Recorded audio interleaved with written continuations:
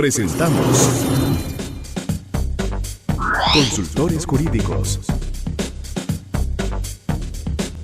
Consultores Jurídicos. Muy buenas tardes, tengan todos estimados, respetados miembros del público que nos ve desde los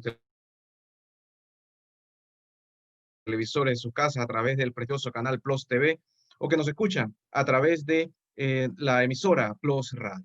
Nosotros estamos aquí en la tarde de hoy para compartir con ustedes en este programa denominado Consultores Jurídicos a cargo de la licenciada Holanda Polo. La colega Holanda Polo, quien es una destacada jurista en la República de Panamá, tiene compromisos profesionales en estos momentos, se encuentra, como siempre, defendiendo la justicia y los derechos de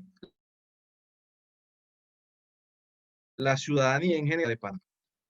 Por eso nos ha pedido el favor que aportemos en este interesante programa que tenemos para la tarde de hoy, en el cual vamos a estar conversando un tema que es de sumo interés para los panameños. Estamos hablando de la administración de justicia. Es un tema que, de acuerdo a las últimas encuestas, le preocupa a los ciudadanos panameños. Por ejemplo, en la última encuesta que sacó una casa encuestadora, señalaba que la corrupción era el principal problema que la sociedad panameña, que los panameños y panameñas consideraban afectaban su vida. Pero entonces, ¿cuál es la respuesta frente a este fenómeno? ¿Qué debemos hacer? Bueno, si creemos en un Estado de Derecho, como vivimos en Panamá, entonces debe ser la administración de justicia la encargada de resolver esta situación. Pero si los magistrados de la propia Corte Suprema de Justicia no son escogidos de la mejor manera, entonces esto puede traer algunas consecuencias al momento de la calidad de la justicia que podemos acceder los panameños. Entonces, en la tarde de hoy vamos a estar conversando este tema. De igual manera, queremos saludar al presidente del Colegio Nacional de Abogados, defensor de la justicia y los derechos de los panameños. De igual manera, les comunicamos a todos los abogados y abogadas de la República de Panamá que hasta el 31 de marzo del presente año pueden pagar su membresía anual con un 20% de descuento. Entonces, regresamos al tema. Nosotros como sociedad debemos mejorar la escogencia de los magistrados de la Corte Suprema de Justicia. El perfil del magistrado debe coincidir con las necesidades del puesto. Nosotros podemos ver como en otros países, por ejemplo en Estados Unidos, donde un presidente que en su momento pues ocasionó algún nivel de sentimientos a favor y en contra, escogió a una magistrada para ocupar un puesto de suma importancia. Estamos hablando de Amy Coney Barrett. Ella fue escogida por el presidente de los Estados Unidos de Norteamérica, Donald Trump, para ser una de las magistradas. Pueden haber voces a favor, voces en contra. Lo que el mundo no puede negar es que esta magistrada es una profesional del derecho que está capacitada para ejercer el puesto. Entonces, nosotros en Panamá debemos, de aquí en adelante, empezar a seguir esa dirección. La dirección en el sentido de escoger a los magistrados que cumplan con el perfil, más allá de si favorecen o no al gobierno de turno o al partido en turno. Por ejemplo, aquellos juristas, al igual que yo, que revisamos sentencias de la Corte Suprema de Justicia, nosotros nos deleitamos a leer las decisiones, los sustentos, los fundamentos con las decisiones que se tomaron, por ejemplo, en la década del 90 en la República de Panamá. ¿Por qué? Porque se consideró que era una corte de lujo. ¿Y por qué una corte de lujo? Porque los magistrados fueron escogidos en función que cumplían con el respectivo perfil para el cargo que iban a ocupar. En materia penal, pues teníamos a la magistrada, la doctora Auremérita Guerra de Villalaz, una eminencia, no solamente en Panamericano y mundial. Entonces debemos regresar en esa dirección. Para ser magistrado de la Corte Suprema de Justicia, se debe exigir que por lo menos el aspirante tenga trayectoria en el área, tenga estudios de posgrado en el área, a nivel de maestría y preferiblemente a nivel de doctorado. ¿Para qué? Para que la calidad de la administración de justicia realmente cumpla con las expectativas de la sociedad y del pueblo panameño. Miren, la administración de justicia es tan importante que muchas veces se dice que todos estamos efectivamente bajo la Constitución y bajo las leyes. Pero como dicen los estudiosos del derecho en los Estados Unidos de Norteamérica, everyone is under the Constitution, but Constitution is what the Supreme Court is. Es decir, todos estamos bajo la Constitución, pero la Constitución es lo que la Corte Suprema de Justicia dice que es. Y si nosotros vamos a estar siendo administrados, es decir, la justicia siendo administrada por unas personas, estas personas tienen que ser lo más competentes posibles. Y de esa manera vamos a tener entonces una verdadera administración de justicia y no vamos a tener, por ejemplo, algunos exabruptos que se han cometido y que se han venido pues cometiendo a lo largo de las distintas salas de la Corte Suprema de Justicia. Vamos a poner algunos ejemplos por un tema de respetar la privacidad pues, de las personas. No vamos a dar nombres ni mayores elementos, pero vamos a ver brevemente pues, dos casos que fueron resueltos por la Sala de lo Penal de la Corte Suprema de Justicia. Hay quienes me preguntarán, nos preguntaremos, bueno, pero ¿quiénes fueron los magistrados en ese momento? ¿De qué año son las decisiones? Distinguidos conciudadanos, no interesa la verdad quién firmó y quién no firmó esa decisión. Al final es que la sala de lo penal de la Corte Suprema de Justicia de Panamá, independientemente qué magistrado estuviese ocupando el cargo, utilizó algunos fundamentos, algunos criterios que realmente no se debieron haber aplicado. ¿Y por qué vamos y cuestionamos, digamos, las altas autoridades judiciales? Porque incluso me atrevo a asegurar que los jueces de primera instancia y los jueces de segunda instancia muchas veces están mejor capacitados para administrar justicia que los propios magistrados que son escogidos mediante un procedimiento que deja mucho que pedir. Cuando uno estudia el derecho, siempre surgen algunas anécdotas positivas y quizás anécdotas no tan correctas. Pero una anécdota es que una vez se nombró a un magistrado en la República de Panamá y que el magistrado llegó con una serie de libros. Entonces las personas que estaban ahí dijeron, oh, este magistrado se nota que ha leído.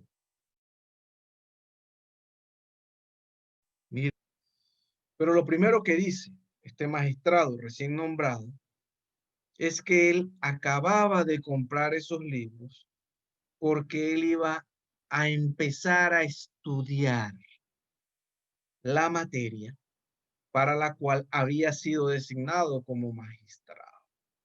Entonces, este tipo de experiencias nos dicen que los nombramientos a los magistrados de la Corte Suprema de Justicia deben cumplir con un perfil de profesionalización, ya sea en la práctica estatal, ya sea en la práctica privada, y también deben contar con los créditos académicos para ocupar estas altas esferas en la administración de justicia. Vamos con un caso muy breve, lamentable para la administración de justicia y para los estudiosos del derecho. Bueno, se dio un caso de un homicidio. Todo homicidio es lamentable y en este caso se ameritaba una sanción, una pena privativa de libertad. ¿Cómo se dio el homicidio? Había un juego.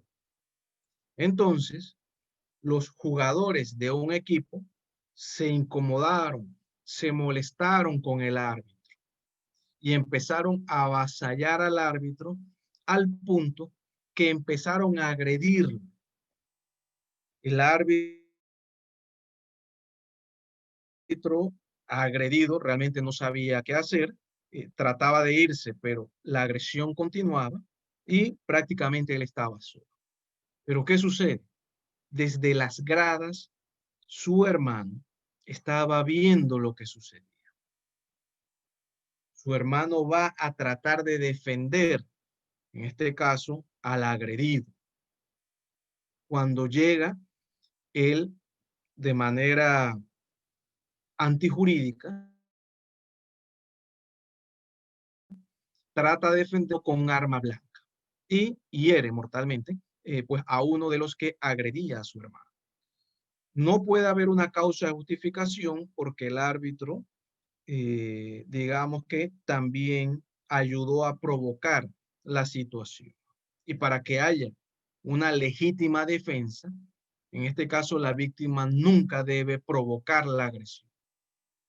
Si una persona a mí me agrede de repente, sin ningún motivo, ahí yo puedo aplicar una legítima defensa. Lo que yo no puedo hacer es ofender a alguien, es agredir a alguien verbalmente o psicológicamente y luego pretender que cuando esa persona reacciona de manera violenta contra mí, yo pueda alegar una legítima defensa. No, eso no se puede.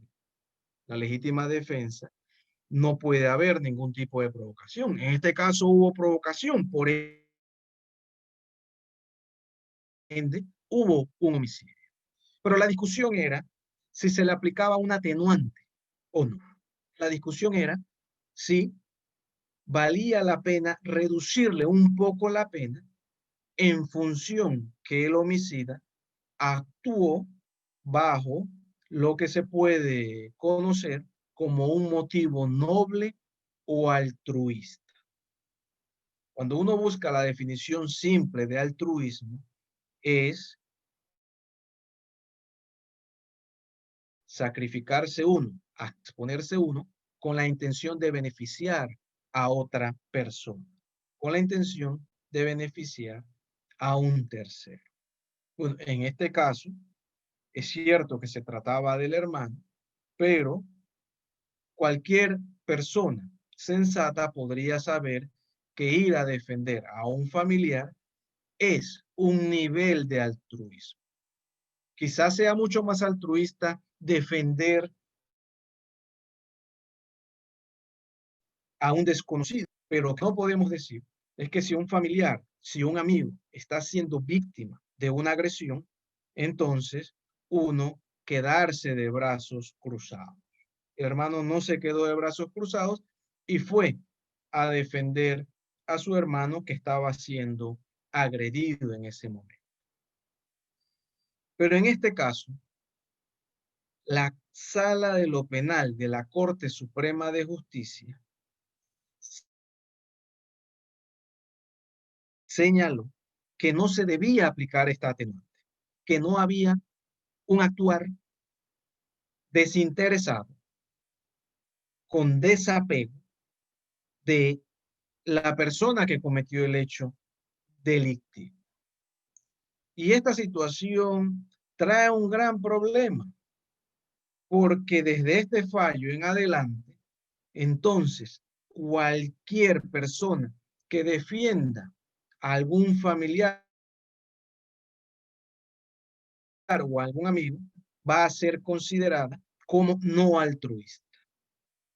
Porque para la Corte tiene que haber un, cito textualmente, un desapego con la persona beneficiaria de la acción. No debe haber ningún interés, no debe haber ningún deber ni mayor relación con ella.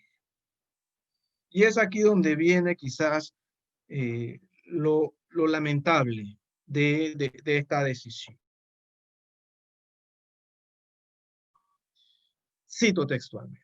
La Sala de lo Penal dijo lo siguiente: el típico ejemplo lo constituiría Robin Hood, quien robaba a los ricos para ayudar a los pobres. Cierro comillas. Una administración de justicia, distinguidos conciudadanos y conciudadanas, que fundamenta sus decisiones, que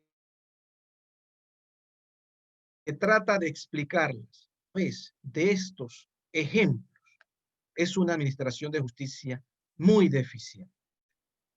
No podemos privar a una persona de su libertad.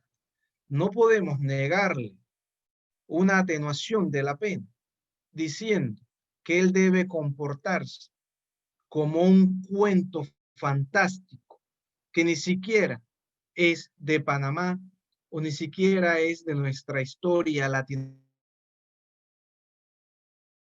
Es un cuento inglés que muchos panameños hoy desconocen.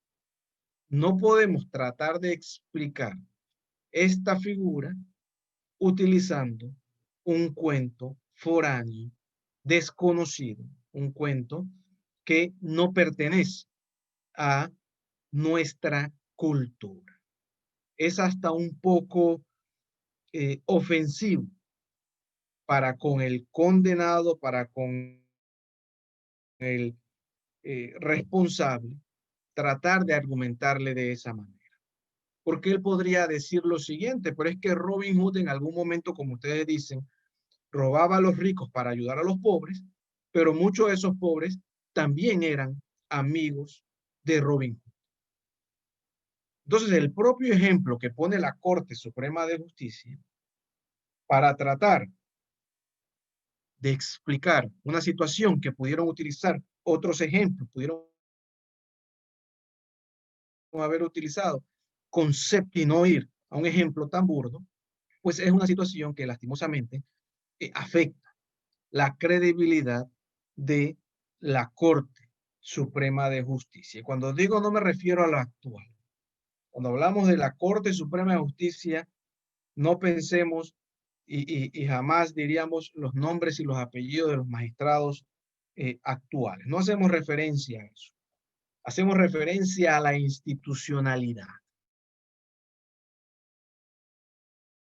Hacemos referencia a la Corte Suprema de Justicia dentro de sus décadas y décadas ejerciendo esta función. Debemos siempre, como panameños, exigir que quienes ocupen las altas magistraturas de la justicia en Panamá sean las personas más idóneas, sean las personas más preparadas y que sean las personas que tengan un menor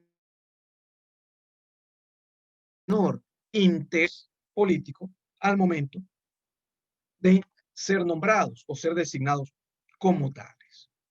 De esa manera, la sociedad panameña va a poder volver a confiar en la administración de justicia, volver a creer que el problema de la corrupción va a ser resuelto a través de la legalidad, a través de, y de esa manera podremos restituir la paz jurídica de toda la comunidad panameña. Y cuando decimos comunidad panameña, nos referimos a todas las personas que viven y que han decidido establecer permanentemente su residencia en la República de Panamá, es decir, nacionales y extranjeros, que con el paso del tiempo llegarán pues a convertirse también en ciudadanos panameños. Esa es una aspiración, una administración de justicia decente, y hacia allá debemos los panameños apuntar y debemos exigir esa situación. Panamá es uno de los países que más crece económicamente en la región. Se espera que para este año seamos una de las economías latinoamericanas que más crezcamos. Pero eso tiene que verse reflejado también en la institucionalidad. Si hay recursos, entonces esos recursos deben utilizarse para mejorar dentro de todos los problemas que puede tener la República de Panamá. Nosotros consideramos que uno puntual debe ser la administración de justicia. Nosotros nos merecemos una calidad, nos merecemos que se salvaguarden los derechos y las garantías constitucionales. Eso se merece la sociedad panameña. Por eso nos hemos esforzado décadas tras décadas en construir esta hermosa y esta bella nación en el istmo centroamericano. Entonces, vemos ese tipo de decisiones que afectan la imagen de la administración de justicia. En otro caso, una situación distinta, nuevamente el tema de la atenuación de la pena. Ni siquiera estamos hablando si es culpable o no, no estamos hablando de personas que son culpables, pero la discusión es si se debe atenuar o no la pena privativa de libertad. Hay otro motivo por el cual se puede atenuar la pena, que son las condiciones físicas que colocan a la gente en una situación de infancia. No es lo mismo que de repente un adolescente de pocos años, hace 13 años, se enfrente a un adulto de 25 años. Un adolescente que de repente mide 1,60 m, se enfrenta a un adulto que mide 1,80 m en una pelea. Bueno, ahí hay una condición física que coloca, en este caso al adolescente, en una condición de inferioridad. Pero en un caso en el cual pues dos personas estaban confrontándose físicamente la una a la otra, con una diferencia etaria de 20 años, estábamos hablando que un caballero estaba a punto de ser un adulto mayor, estamos hablando de otro caballero que estaba, digamos, iniciando o estaba en un momento de mucha fortaleza física. Entonces ya ahí hay una situación etaria que la sala de lo penal podía haber entrado a analizar. Pero está bien, no lo hizo, está bien, no se hizo eso. Pero luego se le hace un estudio por una situación evidente donde el ofensor tenía una discapacidad funcional en una mano. Es decir, una una mano, tenía una discapacidad funcional que había sido reconocida por lo que podemos decir hoy es el Instituto de Medicina Legal y Ciencias Forenses. Fue reconocida, fue acreditado que él se encontraba en una situación de discapacidad. ¿Pero qué fue lo que dijo la Corte Suprema de Justicia? Que a pesar de esa discapacidad funcional, y ni siquiera entró a ver el tema etario, que un señor ya estaba prácticamente un adulto mayor y el otro todavía conservaba mucha fortaleza física, pues a pesar de eso, la Sala de lo Penal dijo que no existía ninguna situación de inferioridad. Es decir, en el fondo, prefirieron utilizar la salida más fácil y no entrar a analizar efectivamente. Y en este caso se ameritaba, como efectivamente para el criterio de algunos juristas, se ameritaba la atenuación de una pena. Una diferencia de 20 años, una discapacidad en una mano. Las personas tienen una pelea, ambas, física y con arma blanca. Evidentemente había una condición de inferioridad de una frente a la otra. Entonces, esta situación realmente pone en un gran apuro a cualquier persona que sufra un nivel de discapacidad. Eso quiere decir, mañana o pasado una persona tiene algún nivel de discapacidad física, de repente no tiene funcionalidad en una mano, de repente tiene serios problemas de visión. Bueno, esa persona, si se defiende o si en algún momento está en una situación conflictiva que él mismo haya provocado, está bien, pero que de todas maneras y objetivamente está en una situación de mayor vulnerabilidad que el resto de la población. Pero para la Corte Suprema de Justicia, y cuando digo la Corte me refiero a toda la institucionalidad en el paso de los años, pues esta situación no amerita un nivel de atenuación, un nivel de una pena más menos severa. Y esas situaciones, lastimosamente, dejan mucho que decir, dejan mucho que desear, sobre todo de los juristas que presentamos nuestros argumentos ante la Administración de Justicia y de la sociedad en general, que ve algunas situaciones, pero que desafortunadamente no son valoradas de la mejor manera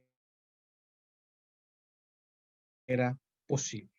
Y esto, en una o en gran medida, se debe a que el perfil de los candidatos, a que el perfil de los magistrados electos muchas veces no coincide realmente con las necesidades del cargo. Y esa es una situación que debe ser mejorada, amerita ser mejorada. Los panameños, las panameñas, en la República de Panamá, tiene derecho a una justicia que realmente sea de calidad, que realmente cumpla con aquellos estándares mínimos. Y de esa manera, entonces, vamos a poder decir que se vive en un estado de derecho o la aspiración, un estado de derecho constitucional.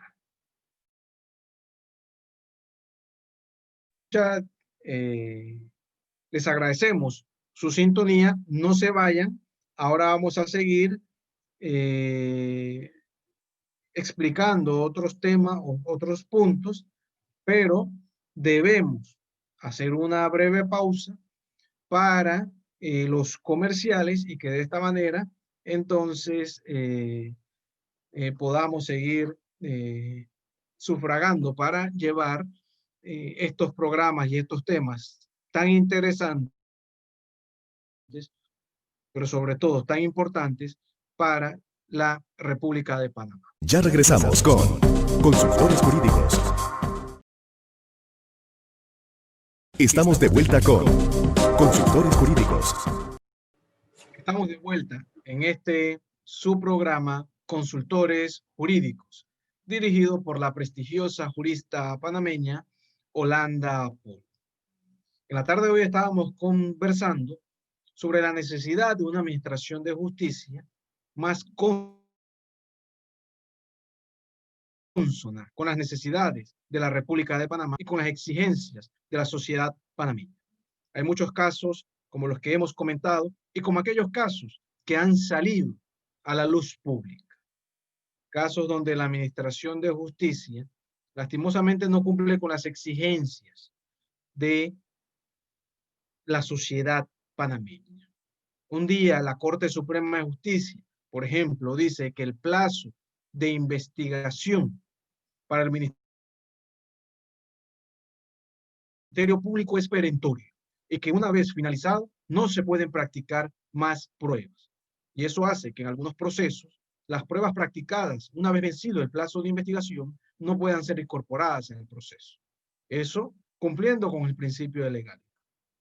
Pero más tarde, la propia Corte Suprema de Justicia dice no, que aquellos actos de investigación que hayan sido realizados posteriores a la etapa de investigación o a la fase de investigación, sobre todo en el sistema inquisitivo, pueden ser incorporadas en los procesos penales. Entonces, tenemos dos estándares de justicia. Tenemos dos niveles. Y eso, una sociedad que está pendiente de las decisiones, eso no se puede permitir y eso no se puede tolerar. Lo que se quiere, lo que es la justicia, es que ésta sea equitativa, que se apliquen las mismas sanciones y que se apliquen los mismos criterios para llegar a sanciones. Además, hay otra situación que quizás limita la administración de justicia en Panamá. Dice aquel jurista alemán muy famoso, Kai Ambus, que muchas veces las decisiones de las altas salas de justicia a nivel de América Latina, lo cual incluye pues a Panamá, y con los casos que nosotros hemos visto, pues se sustenta este planteamiento. Según Kai Ambus, las decisiones muchas veces son dogmáticamente incorrectas. Es decir, que las decisiones no se sustentan en la propia teoría del derecho penal. Y esa es una situación lamentable y lastimosa. La mayor parte de las discusiones en los procesos penales en América Latina y también en Panamá versan sobre el procedimiento, versan sobre temas procedimentales. Es decir, saber, por ejemplo, si un allanamiento contaba con una autorización o si antes de llevarlo a juicio se contó con la autorización de un juez de garantías. Saber si de repente las pruebas se obtuvieron de manera lícita y de manera oportuna. Y eso está bien, y eso es necesario. Ilícitamente o una prueba obtenida en violación de los derechos humanos no debe incorporarse en un proceso penal. Eso, como lo dice aquella teoría de el fruto del árbol envenenado. O sea, si ya tenemos una prueba viciada, si tenemos una prueba que no se ha recabado correctamente, entonces eso va a viciar todo el proceso. Y por ende, ese proceso no debe continuar. Y eso es cierto, y eso se debe mantener. Pero la calidad de la administración de justicia debe basar sus discusiones no tanto en temas procedimentales, sino basar las discusiones sobre temas, sobre todo en la sustancia, en la discusión de qué fue efectivamente lo que sucedió, en saber si aquello que sucedió puede ser considerado o no un hecho delictivo, por ejemplo, hablando de materia penal, o si puede ser considerado o no un hecho que amerite una responsabilidad civil o administrativa o jurídica de cualquier otra índole. La sociedad panameña merece mejorar la calidad de la administración de justicia, tal cual como lo señala aquella bella encíclica Laudato Si, alabado seas, en los cuales se plantean que los temas de justicia social, de justicia ambiental, pero también muy relacionados con la administración de justicia, deben satisfacer las necesidades y las exigencias de la población panameña. Aunque esta encíclica, Laudato Si, es para todo el mundo, nosotros podemos sacar o podemos extraer algún tipo de lección para Panamá. Y debemos exigir en esa dirección una mejor administración de justicia. Debemos y podemos solicitar, pedir que este país avance en materia de justicia, que avance en distintas direcciones. Panamá tiene todos los recursos para crecer, para que cada panameño esté materialmente bien, estemos en una situación de plena satisfacción. Pero bueno, lastimosamente no hemos podido construir esa sociedad más justa y equitativa. Ya lo decía Daron Acemoglu y James Robinson en una obra que les recomiendo, ¿Por qué fracasan los países? Básicamente, la hipótesis de estos autores es que América Latina, África, estamos como estamos, Panamá está como está, es producto de las élites que nos dirigen, que no apuestan por un verdadero desarrollo. Entonces nosotros debemos cambiar la administración de justicia, dar ese salto en la calidad de la administración de justicia para que ese poder del Estado coadyuve en la dirección correcta, en la dirección del progreso, en la dirección de la felicidad de todas las personas que viven en este bello país que se denomina República de Panamá. ¿Cómo podemos hacerlo? Bueno, iniciando, exigiendo un mejor proceso en el nombramiento de los magistrados de la Corte Suprema de Justicia. Esa es una de las tareas que debemos cumplir y que debemos resolver lo antes posible.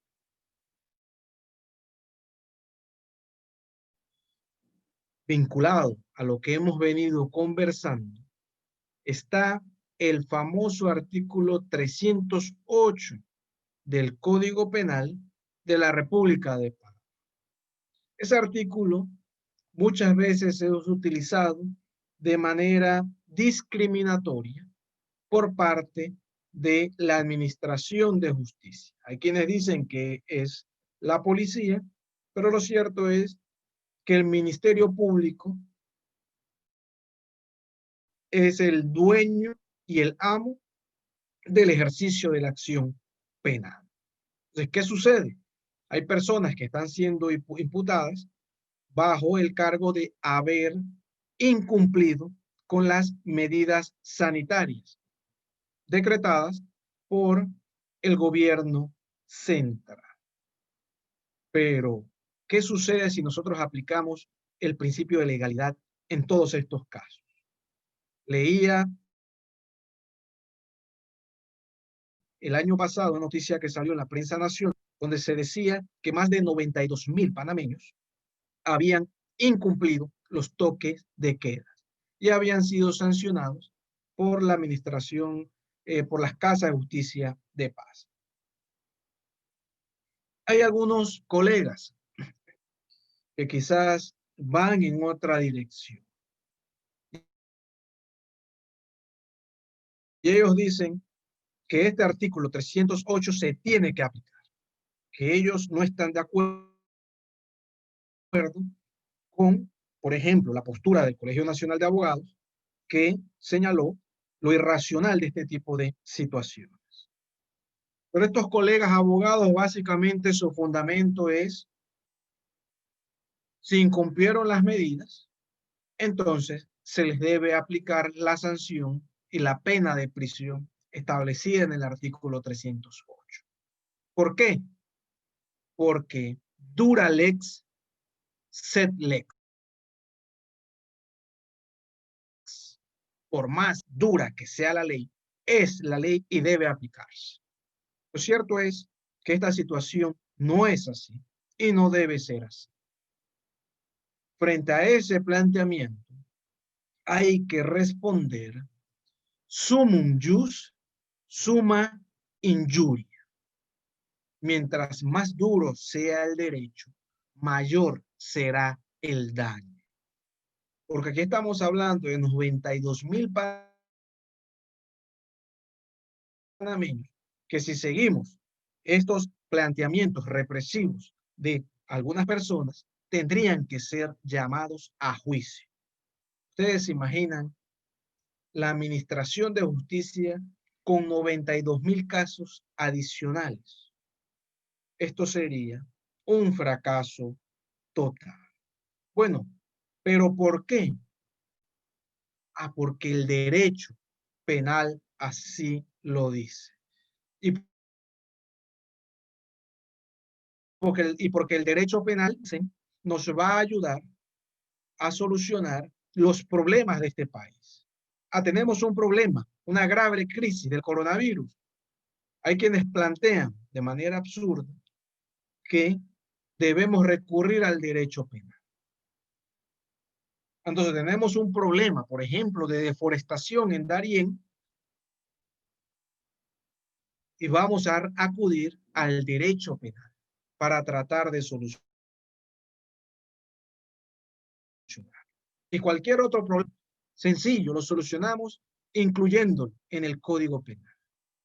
Como si el Código Penal fuese Dios.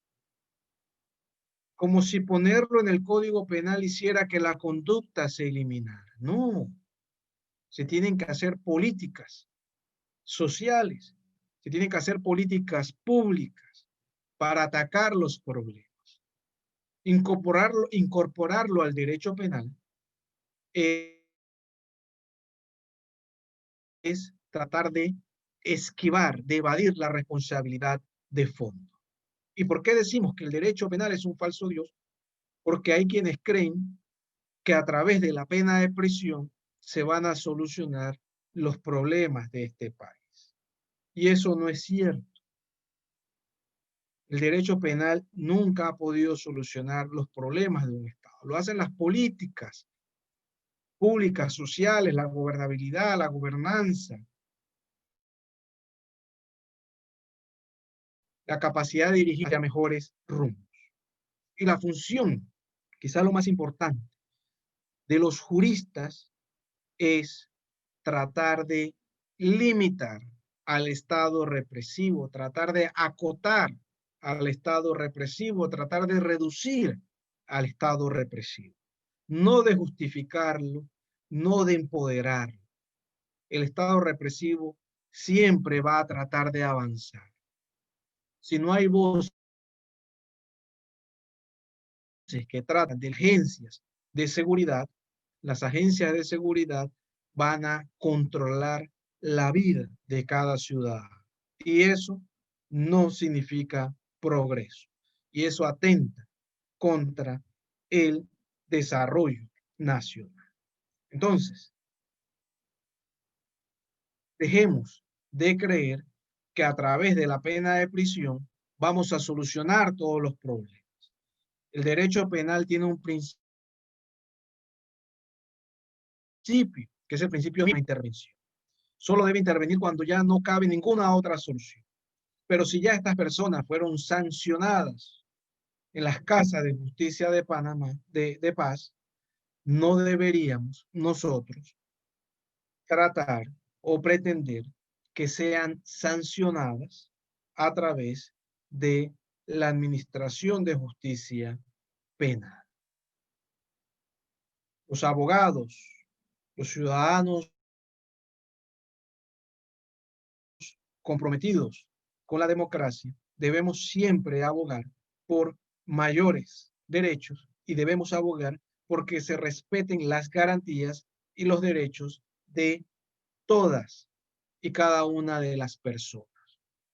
Hasta aquella persona que ha cometido el delito más atroz y más violento y más horripilante, tiene derecho a que esas atrocidades se en un juicio, porque de lo contrario, entonces pagarán justos por pecadores. En Panamá sobran los ejemplos en los cuales se ha sancionado a personas siendo inocentes, se las ha inculpado falsamente. Y esa situación, como jurista, como defensor de la justicia, no debemos seguirlas permitiendo. Distinguidos conciudadanos y conciudadanas, ha sido un verdadero honor compartir esta tarde con ustedes.